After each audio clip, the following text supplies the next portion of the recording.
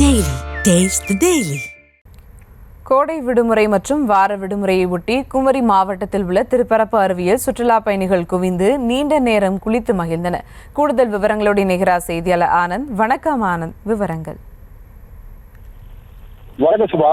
கன்னியாகுமரி மாவட்டத்தின் முக்கிய சுற்றுலா தலங்களில் ஒன்றான குமரியின் குற்றாலம் என அழைக்கப்படும் திருப்பரப்பு அருவியில் இன்று காலை முதலே சுற்றுலா பயணிகள் வந்த வண்ணம் உள்ளனர்.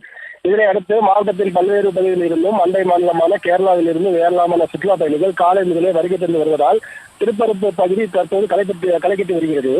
தற்போது குமரி மாவட்டத்தில் வெப்பம் தணிந்து அவ்வப்போது மழை பெய்து வரும் நிலையில் திருப்பரப்பு அருவி பகுதியில் தண்ணீர் ஆக்ரோஷமாக கொட்டி வருகிறது.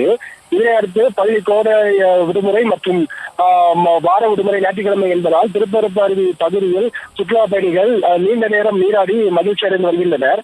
மேலும் திருப்பரப்பு அருவி பகுதியில் அமைந்துள்ள சிறுவர் தேசிய குளத்திலும் சுற்றுலா பயணிகள் தங்கள் குழந்தைகளுடன் குளித்து மகிழ்வுடன் அருவியில் இருந்து புகைப்படம் மற்றும் செல்ஃபி எடுத்து செல்கின்றனர். சுபா,